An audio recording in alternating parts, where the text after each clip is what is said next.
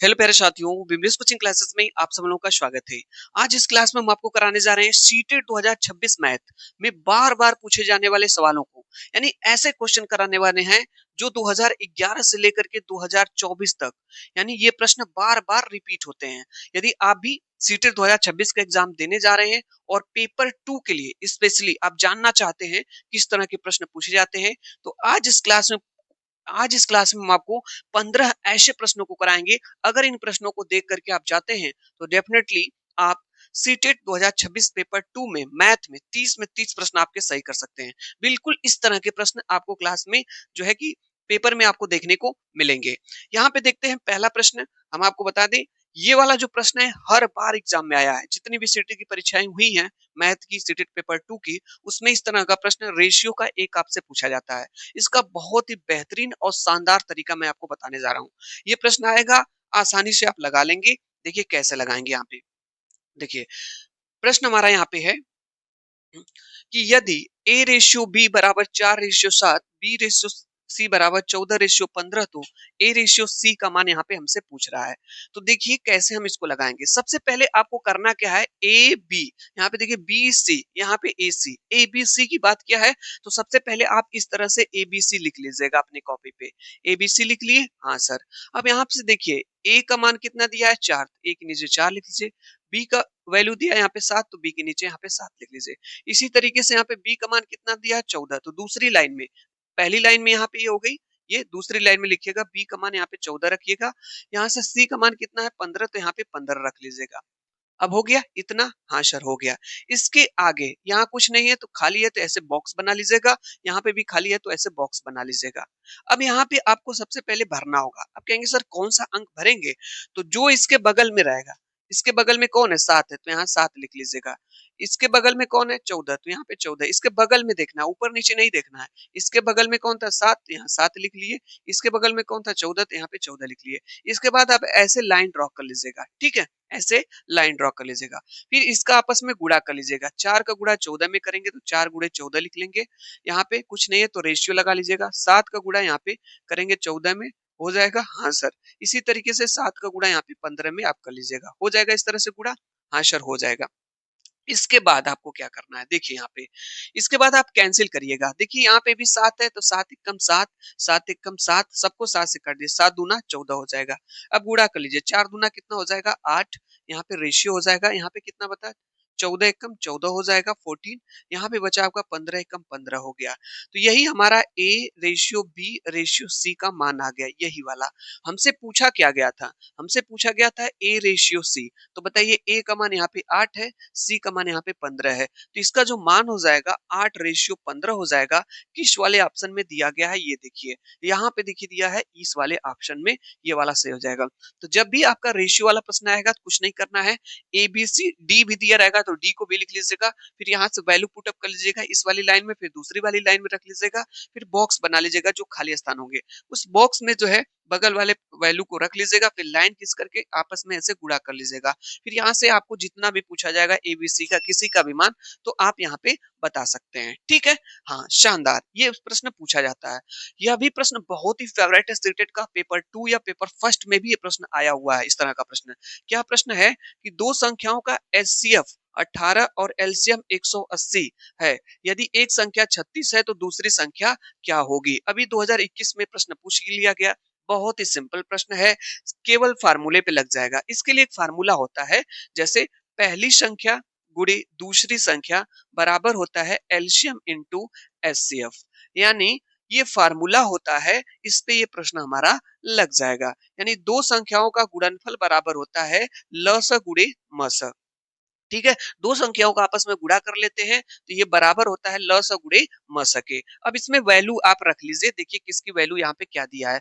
देखिए यहाँ पे एचसीएफ सर हमारा 18 दिया है, तो एचसीएफ के नीचे 18 रख लीजिए। यहाँ इंटू है तो इंटू कर लीजिए। ये एलसीएम का मान कितना 180 दिया है, तो यहाँ पे 180 रख लीजिए। यहाँ पे बराबर है तो बराबर का साइन लगा लीजिए। पहली संख्या क्या है इसमें से, देखिए यहाँ पे दिया है एक संख्या हमारे पास 36 है, तो ए संख्या हमारी 136 हो गई गुणे।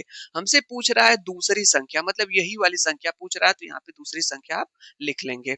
समझ में आ रहा है, हाँ सर। अब आपको पता है यहाँ पे एक चीज कि अगर यहाँ पे ये गुणे में है अगर ये गुणे में है और ये गुणे में कितना यहाँ पे 36 है, उधर जाएगा तो भागे में हो जाएगा। इधर हमारी दूसरी संख्या बचेगी, दूसरी संख्या बराबर 180 गुणे 18। ये गुणे में इधर था, उस साइड जाएगा तो भागे में हो जाएगा, बटे 36 हो जाएगा।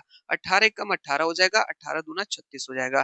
फिर 2 एकम 2 हो जाएगा, 2 नवा यहाँ पे 18 हो जाएगा। यहाँ पे क्या हो जाएगा 0। जो जो हमारी दूसरी संख्या है ये हमारी क्या हो जाएगी 90 हो जाएगी। दूसरी संख्या कितनी हो जाएगी 90। देखिए यहाँ पे ऑप्शन में दिया गया है दूसरी संख्या हमारी 90 हो जाएगी। तो जब भी कहीं पे भी एचसीएफ एलसीएम की बात करें, पहली दूसरी संख्या की बात करें, इस वाले फार्मूले पे आप रख लीजिएगा। ये 4 टर्म है, 1 2 3 4, 4 लोग हैं, 4 लोगों में से 3 लोगों का मान दिया रहेगा, एक का पूछा जाता है, तो इसी पे रख लेंगे, आपका आंसर आ जाएगा। इस तरह का भी प्रश्न आपके एग्जाम में आता है। ये प्रश्न देखिए, ठीक है, ये भी प्रश्न बहुत इंपॉर्टेंट है, सिंपल है लेकिन बहुत ज्यादा इंपॉर्टेंट है। देखिए यहाँ दिया है चौथा तीसरा प्रश्न हमारा, यहाँ दी 5x है, 5x नहीं दिया, वास्तव में प्रश्न ये है 5 के पावर x बराबर है 125। तो हमसे पूछ रहा है x का मान क्या यहाँ पे होगा। तो बताइए 5 के पावर x है, तो इसको भी पावर के रूप में बदलने का कोशिश आप करेंगे। तो सर इसको कैसे पावर के रूप में बदलें, तो इसका हम लोग निकाल लेंगे अभाज्य गुणनखंड। अभाज्य गुणनखंड सर कैसे निकालते हैं, तो ऐसे अभाज्य गुणनखंड निकालते हैं। तो चलिए 125 का अभाज्य गुणनखंड करिए।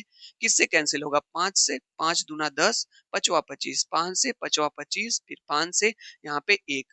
तो यानी 125 को हम लिख सकते हैं, कितनी बार 5 है, 3 बार, 1 2 यहाँ पे 3 है, कुछ नहीं है तो पावर 1 पावर 1 पावर 1 लिखते हैं। आपको पता है रूल जो है घातांक और करड़ी का, कि यदि आधार सेम हो, यदि आधार सेम हो, आधार जो नीचे होता है तो उसकी जो घात होती है ऊपर की जुड़ जाती है।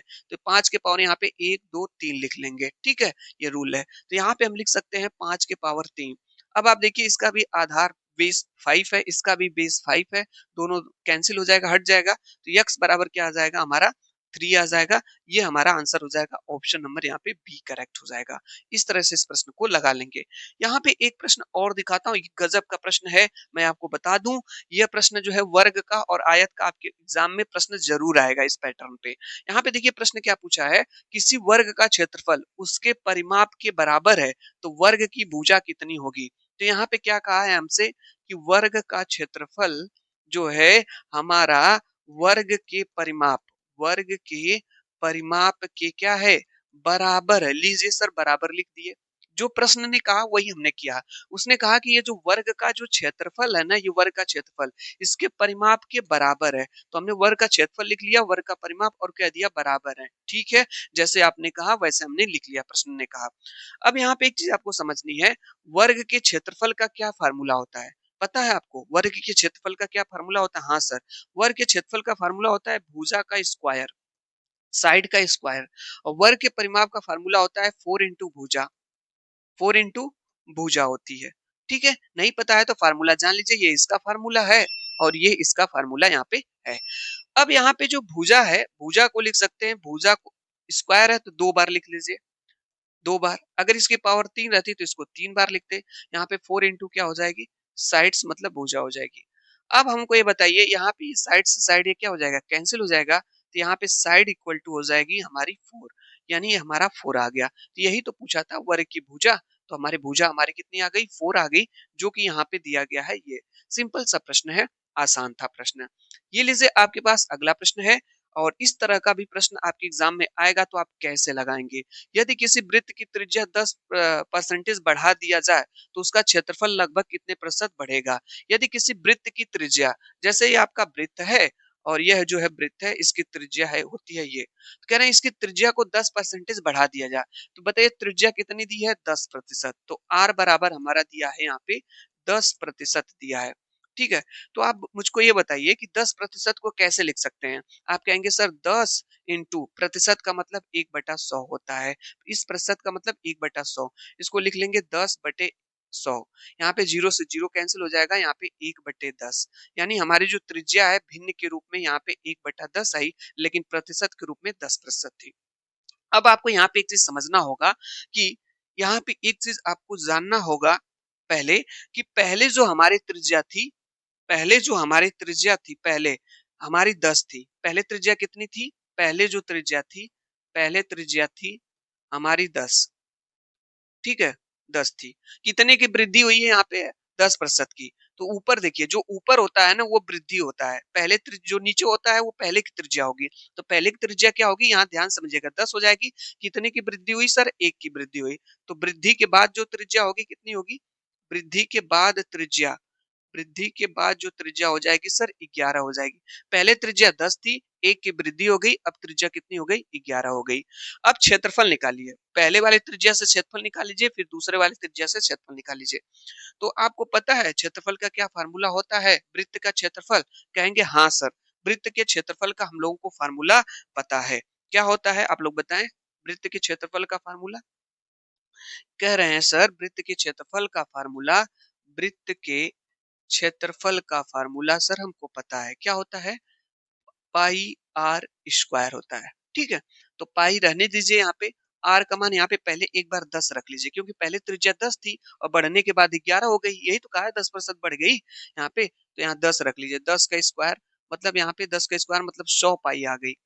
अब यहाँ पे जो है वृद्धि के बाद, वृद्धि के बाद जो है क्षेत्रफल कितना होगा, तो क्षेत्रफल पाई आर स्क्वायर ही होता है, तो पाई रहने दीजिए। अब यहाँ आर का मान आप 11 रख लीजिए, तो इंटू 11 का यहाँ पे स्क्वायर कर लीजिए, तो पाई इंटू 11 का स्क्वायर 121, यानी 121 पाई हो जाएगा।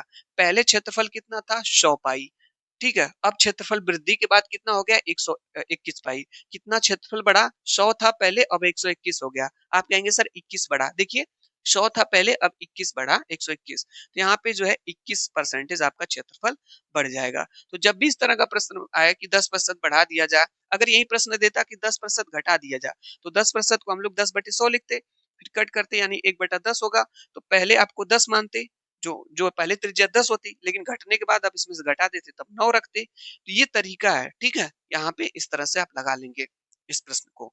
यहाँ पे देखिए ये प्रश्न बहुत ही शानदार है, और मैं आपको बता दूं एक प्रश्न आपका सीटेट 2026 में प्रश्न फिक्स है, आता है तो लोग लगा नहीं पाते, इसका मैं आपको तरीका बता दे रहा हूँ, देखिए कैसे आप लगाएंगे। यहाँ पे देखिए 22 में प्रश्न पूछा गया कि 1 से लेकर के 100 तक की कितनी संख्याएं हैं जो 2 या 5 से विभाज्य हैं। 1 से लेकर के 100 तक ऐसी कितनी संख्याएं हैं जो 2 या 5 से विभाज्य, आपको बतानी है।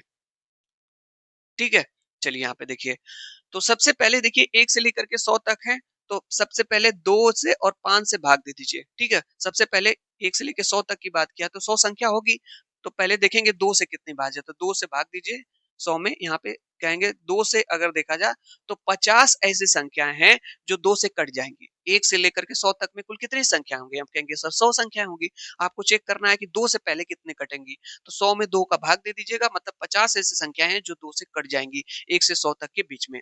5 से चेक करिए, 5 से चेक करने के लिए फिर इसे 100 में जो है 5 से भाग दे देना है, तो आप कहेंगे सर 20 ऐसी संख्याएं हैं 1 से लेकर के 100 तक में जो है वो जो 5 से कट जाएंगी। और इसके बाद एक काम और कर लेना, आपको इन दोनों का जो एलसीएम से भी आपको भाग देना है, 2 और 5 का एलसीएम निकाल लेना है, का एलसीएम आपको यहाँ पे निकाल लेना है।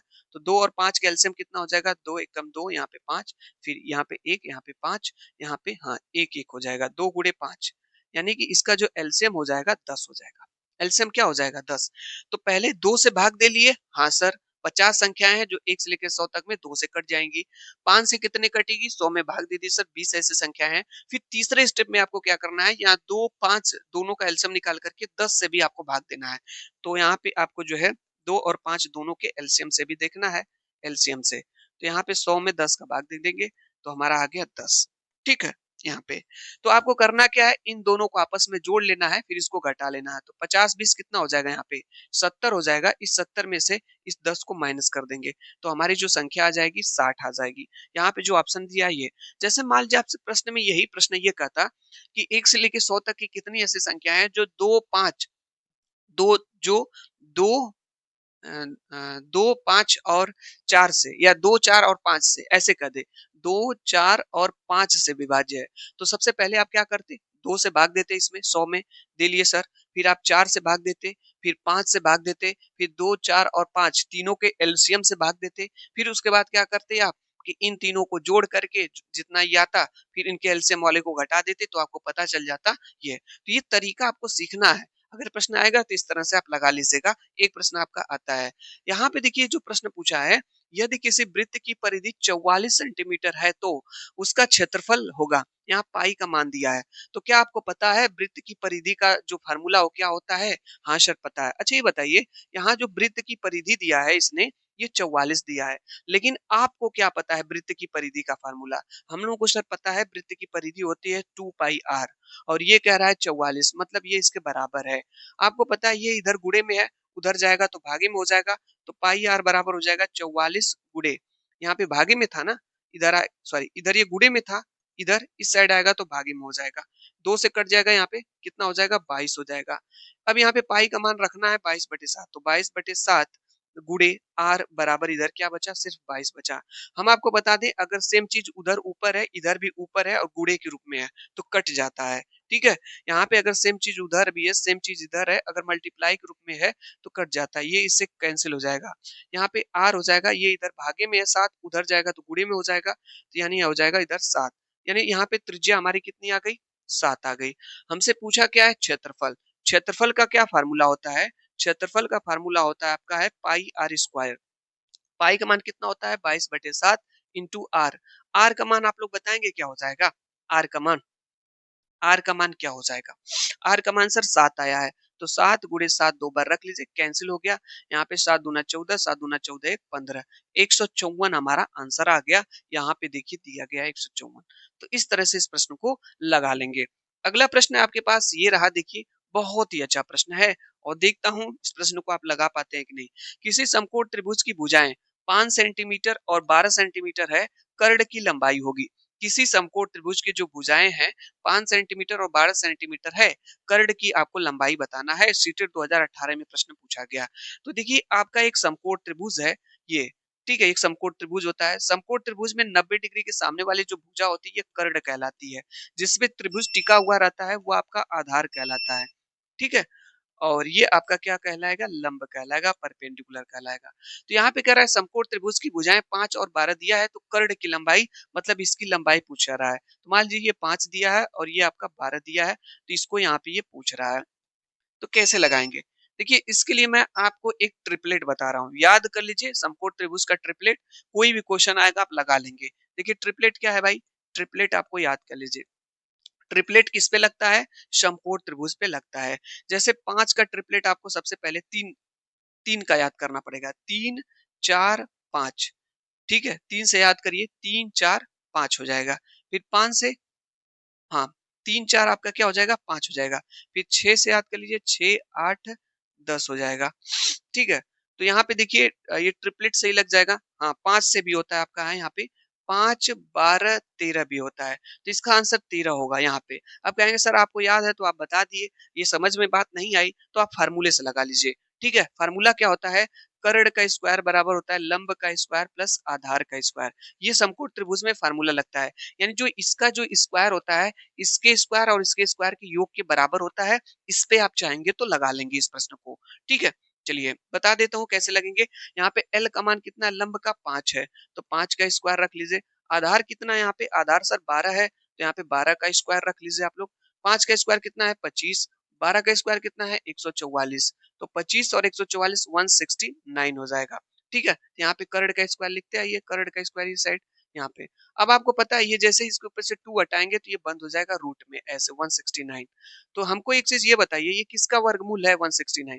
आप कहेंगे सर 13 गुणे 13 का है, ठीक है। 13 गुणे 13 इसको लिख सकते हैं, और जोड़े में एक बार यहाँ पे 12, तो यहाँ पे भी 13 आ गया। तो ट्रिपलेट आपको याद कर लेना है, ठीक है। ट्रिपलेट अगर आपको याद रहेगा तो ये तो ट्रिपलेट में एक ही बार में लिख दे रहा हूँ। जैसे 3 से याद करिए, 3 4 5, 5 पे खत्म हुआ तो 5 से याद करिए, 5 12 13। फिर 6 से याद, 5 पे समाप्त हुआ, 6 से 6 8 10। फिर 7 आएगा, 7 से 7 24 25, ठीक है। यहाँ पे 7 24 25 आप याद कर लीजिए। तो ये ट्रिपलेट है, याद रहेगा। जैसे इसमें 2 वैल्यू दी रहेगी, तीसरा अपने आप बता देंगे। जैसे यहाँ पे देखिए 5 और 12 दिया था तो ये 13 हो जाएगा। देखिए मिल रहा है कि नहीं, 5 दिया था 12 तो एक आपका 13 हो जाएगा। यही 6 दिया था 10 तो एक 8 हो जाता। तो मतलब इस तरह से ट्रिपलेट होता है, या इस फार्मूले पे आप लगा सकते हैं इस प्रश्न को, आपका 13 आंसर सही हो जाएगा। ये लीजिए एक प्रश्न सेम वैसा ही आया है। यहाँ पे देखिए मैं जो पहला प्रश्न आपको बताया था और इस प्रश्न का आप लोग स्क्रीनशॉट ले लीजिए, कमेंट्स बॉक्स में जरूर आंसर बताइएगा। यहाँ पे सबसे पहले ABC लिख लेंगे, अच्छे तरीके से आप लोग लगा करके, देखता हूँ कितने लोग इसको बताते हैं। ये प्रश्न हम आपके लिए छोड़ रहे हैं, स्क्रीनशॉट जल्दी से ले लीजिए, प्रश्न का आंसर जरूर कमेंट बॉक्स में आप लोग जो है लगा करके बताइएगा इसको। ये प्रश्न मैं आपके लिए लाया था। ये देखिए अगला प्रश्न है, किसी आयत की लंबाई 20% बढ़ा दिया जाए और चौड़ाई 10% घटा दिया जाए तो क्षेत्रफल क्या हो जाएगा। ठीक है, तो इसके लिए मैं आपको एक फार्मूला बता दे रहा हूँ। इस तरह का प्रश्न आपके एग्जाम में आता है, जैसे आयत की लंबाई में इतने परसेंट वृद्धि कर दिया जाए, चौड़ाई में इतना कमी कर दिया जाए, तो उसके क्षेत्रफल में कितना कमी या वृद्धि होगी। तो इसके लिए फार्मूला है, आप याद कर लीजिए। देखिए प्लस माइनस एक्स होता है, प्लस माइनस वाई, फिर प्लस माइनस एक्स वाई अपान क्या होता है, 100 होता है। ठीक है, जब भी आपको प्रश्न में प्रतिशत में वृद्धि या कमी पूछा जाए तो इस वाले फार्मूले को आप लगा लेंगे। यहाँ पे देखिए दिया है कि 20% जो है बढ़ा दिया जाए, तो यहाँ पे यक्स का मान बढ़ाने की बात करेगा तो प्लस रखेंगे, प्लस 20 रख लेंगे। ठीक है, 20% बढ़ा दिया जाए। और यहाँ पे कह रहा है चौड़ाई कितना, 20%, 10% घटा दिया जाए, तो वाई का मान यहाँ पे घटाने की बात कर रहा है तो माइनस रखेंगे, तो माइनस यहाँ पे 10 हो जाएगा।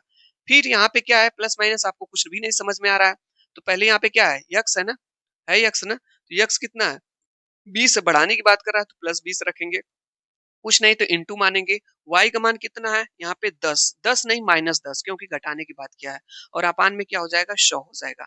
यहाँ पे देखिए 20 में से 10 जाएगा तो क्या हो जाएगा, 10 हो जाएगा। यहाँ पे देखिएगा प्लस का गुणा माइनस में करेंगे तो माइनस हो जाएगा, 2 का गुणा 1 में करेंगे तो 2 हो जाएगा, जीरो और जीरो मिलकर के 2 जीरो हो जाएंगे। ठीक है, बटे क्या हो जाएगा, 100 हो जाएगा। ये जीरो से डबल जीरो, यानी 10 माइनस 2, यानी कि हमारा आंसर है 8। प्लस में आया कि माइनस में, यानी सर प्लस में आया, प्लस में आया किस मतलब वृद्धि होगी, तो 8% यहाँ पे 8% आपका बढ़ जाएगा, इंक्रीज हो जाएगा। तो इस तरह से इस प्रश्न को हम जो है लगा लेंगे। ये देखिए बहुत ही शानदार प्रश्न है, निम्न में से कौन सा कथन यहाँ पे सत्य है पूछा गया है, इसमें से कौन सा कथन सत्य है आपको बताना है। यहाँ पे जैसे प्रत्येक अभाज्य संख्या विषम संख्या होती है, ऐसा नहीं है, जितनी भी अभाज्य संख्याएं होती हैं विषम संख्या, तो ये जो 2 होती है ये तो अभाज्य संख्या है, ये विषम है क्या, नहीं है, तब गलत है। दो एकमात्र सम अभाज्य संख्या है, बिल्कुल यही बात सही है। दो एक ऐसी संख्या होती है जो सम भी होती है, यानी ये सम भी होती है और ये अभाज्य भी होती है, ये बात आप याद रखिएगा। ये एकमात्र ऐसी संख्या है, एक अभाज्य संख्या है नहीं, दो सबसे छोटी अभाज्य संख्या होती है, सभी सम संख्याएं अभाज्य होती हैं। अरे भाई ऐसा नहीं है, ये जो 4 है ना, ये अभाज्य संख्या नहीं है, ये सम तो है लेकिन अभाज्य, ये आपकी सम है लेकिन ये अभाज्य नहीं है यहाँ पे। और एक चीज बता दूं, अभाज्य संख्या से रिलेटेड में आपको पूछा जाता है शिक्षण विधियों में कि अभाज्य संख्या किसे कहते हैं, ऐसी संख्याएं जिनकी केवल 2 गुणनखंड होते हैं।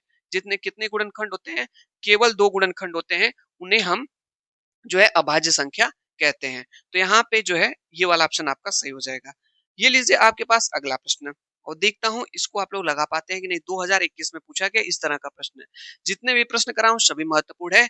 यदि किसी वस्तु पर 20% की हानि हो और विक्रय मूल्य 800 रुपए है तो क्रय मूल्य आपका क्या होगा। तो सबसे पहले जो यहाँ पे दिया रहा है ना उसी को लिख लिया करिए, कितने प्रतिशत हानि हो रही है, 20%, तो यहाँ पे 20% का मतलब बटे 100 हो जाएगा। ठीक है, बटे क्या हो जाएगा, 100, जीरो से जीरो कट गया, 2 एकम 2, यहाँ पे 2 पांचे 10, यानी 1/5। अब आपको हम ये बता दें, इसी से ये प्रश्न लग जाएगा, बस इसी से ये लग जाएगा। 1/5 आपका आ गया, 20% को आपने ऐसे लिख लिया, हाँ सर लिख सकते हैं। तो जो नीचे दिया रहता है ना वो सीपी होता है, ये जो नीचे दिया रहता है वो क्या होता है, सीपी होता है, क्रय मूल्य होता है, इसी को कहते हैं क्रय मूल्य। ठीक है, आप लोग मुझको ये बताइए कि अगर कोई वस्तु आप 5 के खरीदे हैं, ये 20% क्या है आपकी, हानि है, हानि है ना, तो ऊपर जो होता है ना वो लॉस होता है। अगर कोई वस्तु आपने 5 का खरीदा है और 1 की हानि हो गई, तो कितने का आप बेचेंगे, 5 का आपने खरीदा, 1 का लॉस हो गया, कितने का बेचेंगे, 4 का। तो ये जो 4 है, 4 ये क्या हो जाएगा, विक्रय मूल्य हो जाएगा। इसके अकॉर्डिंग 5 सर क्रय मूल्य था, 1 की लॉस हो गया, 4 विक्रय मूल्य हमारा हो गया।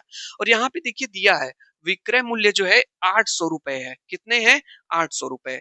तो जब विक्रय मूल्य यहाँ पे 800 रुपए का रहा सर, हमारा विक्रय मूल्य 4 रुपए आया है, तो यही 800 के बराबर हो जाएगा 4। ऐसा क्यों, क्योंकि ये भी विक्रय मूल्य है, ये भी विक्रय मूल्य है, तो यहाँ पे 800 हो जाएगा। यहाँ से आप 1 की वैल्यू निकाल लेंगे, तो यहाँ पे कुछ नहीं तो 4 गुणे 1 ऐसे लिख सकते हैं, बराबर 800 लिख सकते हैं। ये 4 इधर गुणे में उधर जाएगा तो भागे में हो जाएगा, तो 800 बटे क्या हो जाएगा, 4, कैंसिल कर लेंगे तो 200, यानी एक का जो मान आ गया 200 आ गया। तो हमसे क्या पूछ रहा है? क्रय मूल्य। क्रय मूल्य हमारा कितना था? सीपी कितना था सर? 5 था। माने थे कि नहीं? यही था ना। तो अगर हमारा एक का मान 200 रुपए है, अगर एक कोई वस्तु एक में 200 मिल रही है तो पांच में कितने मिलेगी? जैसे किसी मैं आपसे पूछूं एक कलम का दाम 5 रुपए है, तो दो कलम का दाम कितना होगा? 10 रुपए। कैसे आया? गुणा करने पे। तो उसी तरह एक वस्तु कोई चीज 200 रुपए की है, तो पांच वस्तु कितने की मिलेगी? तो गुणा कर लेंगे। 200 गुणे यहाँ पे 5, तो 5 दूना 10, यहाँ पे 2 को 0 और 1000 रुपए इसका क्या हो जाएगा? क्रय मूल्य हो जाएगा, शिपी हो जाएगा। यहाँ पे देखिए दिया गया है, इस तरह से आप लगा लेंगे, सिर्फ इससे आप लगा लेंगे। ठीक है, बहुत ही शानदार तरीके से हम प्रश्न को लगा लेंगे इस तरह से। ये लीजिए आपके पास अगला प्रश्न है, यदि किसी घन का आयतन 512 सेंटीमीटर क्यूब है तो उसकी कुल पृष्ठीय क्षेत्रफल क्या होगा? आपको पता है यहाँ पे क्या पूछा जा रहा है? कुल पृष्ठीय क्षेत्रफल। और कुल पृष्ठीय क्षेत्रफल का फार्मूला होता है 6 इंटू भुजा का स्क्वायर। 6 इंटू भुजा का स्क्वायर, या इसी को कहते हैं 6a²। अगर हमें कहीं से a का मान मिल जाता तो हम कुल पृष्ठीय क्षेत्रफल निकाल लेते, लेकिन यहाँ पे तो घन का आयतन दिया है। तो घन के आयतन का क्या फार्मूला होता है? घन का जो ये आयतन है इसका फार्मूला होता है भुजा का क्यूब। भुजा का क्यूब होता है। तो घन के आयतन का फार्मूला भुजा का क्यूब हम लोग जानते हैं, लेकिन प्रश्न ने कहा कि 512 है, तो यही 512 के बराबर दिखा देंगे। तो यहाँ से इसका भुजा निकालने के लिए घनमूल निकाल, जैसे 3 हटाएंगे तो यहाँ पे ये घनमूल निकलेगा। 512 को ऐसे लिख लेंगे। तो अगर ये 512 बाहर निकलना चाहता है इसमें से, तो इसको 3 बार होना चाहिए किसी चीज में, तो ऐसे लिख लेंगे 512, ये 8 का क्यूब है, 8 गुणे 8 गुणे 8 लिख सकते हैं। ठीक है, तो ये 3 बार कोई चीज है, एक बार बाहर आएगी, यानी भुजा हमारी आ गई 8। ठीक है, तो आ गई सर भुजा यहाँ पे। हाँ सर 8 आई है। अब रख लीजिए यहाँ पे 6 गुणे भुजा मतलब ए, 8 आया है मतलब 8 का स्क्वायर, मतलब 6 गुणे 8 का स्क्वायर, 8 गुणे 8 लिख लेंगे। ठीक है, यहाँ पे 6 गुणे 8 कितना हो जाए? 64 हो जाएगा। गुणा कर लिए 6 चौको यहाँ पे 24, 6 के 36, 2 38, 384 आपका आंसर आ जाएगा। यहाँ पे देखिए 384 आपका है। तो ये वाला फार्मूला आप याद रखिएगा कुल पृष्ठीय क्षेत्रफल के लिए। और यहाँ पे भुजा का क्यूब पूछा जाएगा, तो ये तो इस तरह से हम लगा लेंगे। बहुत ही सिंपल तरीका है, आसानी से आप लगा लेंगे। इस तरह का प्रश्न आपके एग्जाम में आता है। यहाँ पे एक प्रश्न आपका पूछा गया का वर्गमूल क्या है? बहुत ही सिंपल तरीका बताऊंगा, कभी आपका वर्गमूल नहीं गलत होगा, आता है आपके एग्जाम में वर्गमूल पूछने के लिए दशमलव वाला। तो देखिए यहाँ पे दिया है 0.00081 और इसका हमसे पूछ रहा है क्या? वर्गमूल पूछ रहा है। तो यहाँ पे लिख लीजिए 0.00081। ठीक है, और इसका वर्गमूल का मतलब ये वर्गमूल आप ऐसे निकालेंगे, ऐसे बना लेंगे वर्गमूल के लिए। ठीक है, आप लोग मुझको ये बताइएगा, ये जो 81 है, 81 ध्यान से देखिएगा। पहले दशमलव को आप भूल जाइए, दशमलव को तो पहले भूल जाया करिए। पहले जो इसमें नंबर है 81, ये देखिए किसका स्क्वायर है? तो 9 से कटेगा। हाँ सर, 9 9 81 सर। हाँ सर, ये जो 81 है ना सर, इसको हम 9 गुणे 9 लिख सकते हैं। तो अगर कोई चीज मैं बताया हूँ कि अगर करड़ी में कोई चीज 2 बार होती है तो एक बार बाहर आ जाती है, तो जहां पे 81 है वहां पे 9 गुणे 9 लिख सकते हैं। तो इसका मतलब एक 9 बाहर आएगा। आएगा कि नहीं आएगा? 81 है, इसको भूल जाएं तो 81 को 9 गुणे 9 लिखेंगे 2 बार, तो एक 9 यहाँ से बाहर आ जाएगा। अब दशमलव लगाने की बात आती है, तो यहाँ पे देखिए, यहाँ पे कितने प्लेस पे दशमलव है? यहाँ पे ध्यान से देखिएगा, यहाँ पे जो दशमलव है 2 2 4 1 5, कितने प्लेस पे है भाई? 3 2 5 प्लेस पे आपका यहाँ पे दशमलव है। यहाँ पे कितने प्लेस पे है? 3 2 5, 5 प्लेस पे आपका दशमलव है। ठीक है, तो आप चाहें तो ऐसे करने से बेटर है आप ऐसे कर लीजिए। जैसे आप यहाँ पे 81 लिख लीजिए, यहाँ पे अपान कर लीजिए। यहाँ दशमलव है तो यहाँ पे एक लिख लीजिए, जहाँ पे पॉइंट है ना वहाँ पे एक लीजिए। इसके पीछे 2 2 4 और एक 5 लोग हैं, तो 2 यहाँ पे 2 4 और यहाँ पे 5 जीरो। देखिए 2 2 4 और एक 5, 5 को जीरो बढ़ा लिए, 2 2 4 एक 5 को। अब आप इसको क्या क्या लिख सकते हैं? 81 को 9 गुणे 9 लिख सकते हैं, बटे यहाँ पे 10 को कितनी बार लिख सकते हैं? 1 2 3 4 5, 5 बार 10 को लिख सकते हैं यहाँ पे ऐसे।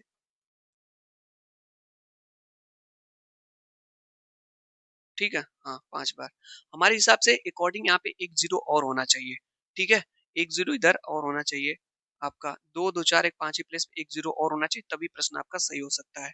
ठीक है, यहाँ पे 10, तो यहाँ पे एक जीरो और बढ़ा लेंगे, तो इसको कितनी बार? देखिए एक जीरो, 1 2 3 4 5 6, 6 बार है। तो देखिए 1 2 3 4 5, एक बार और लिखिए, 6 बार हो गया। अब कोई चीज इसमें 2 बार होती है तो बाहर एक निकलती है, तो यहाँ पे 2 का जोड़ा बनाएंगे तो 1 9 बाहर हो जाएगा, बटे यहाँ पे एक जोड़े में से एक 10 बाहर होगा, इस वाले जोड़े में से एक 10 बाहर होगा, इस वाले जोड़े में से एक 10 बाहर यहाँ पे हो जाएगा। तो ऊपर क्या हो जाएगा 9, नीचे कितना जीरो हो जाएगा 1 और ट्रिपल जीरो, ठीक है। तो यहाँ पे भाग दे लेंगे, यहाँ पे तो हो जाएगा कितने स्थान पे, 3 स्थान पे लगाना है, तो 9 1 2 यहाँ पे 3 स्थान पे दशमलव लग जाएगा। तो इस तरह से ऑप्शन ये आपका सही हो जाएगा। लेकिन मैं आपको डायरेक्ट तरीका यहाँ पे बता दे रहा हूँ कैसे आप लगा लेंगे। यहाँ पे देखिए जो 81 है ना, 81 ये किसका स्क्वायर है, 9 का, तो 9 लिख लीजिएगा। यहाँ पे देखिएगा कितने प्लेस पे दशमलव है, यहाँ पे 1 2 3 4 5 6 प्लेस पे है, 6 पे है तो उसका आधा कर लीजिएगा, 3 पे लगा लीजिएगा। क्यों? क्योंकि वर्गमूल निकाल रहे हैं। अगर यहाँ पे 8 प्लेस पे रहेगा तो बाहर 4 पे होगा, क्योंकि आधा ही चीज तो बाहर निकल रही है यहाँ पे। अगर यहाँ पे 6 है 3 होगा, 8 प्लेस पे है तो 4 प्लेस पे, 10 प्लेस पे है तो 5 प्लेस पे। इसका मतलब 3 प्लेस पे दशमलव लगाना है। तो ये 1 प्लेस हो गया, ये 2 प्लेस हो गया, ये 3 प्लेस हो गया। यहाँ पे हम लोग लगा लेंगे, ये आंसर आपका हो जाएगा। ये वाला आंसर आपका सही हो जाएगा। ठीक है, चलिए। हाँ, तो ये आपके मैंने कुछ बेहतरीन क्वेश्चन कराए, जो आप कॉन्सेप्ट सीखे होंगे। इस तरह के प्रश्न आपके एग्जाम में आते हैं, लगाना जरूर सीख जाइए। ठीक है, क्लास देखने के लिए आप लोगों का बहुत बहुत धन्यवाद। Thank you so much. Next मिलते हैं, बाय बाय।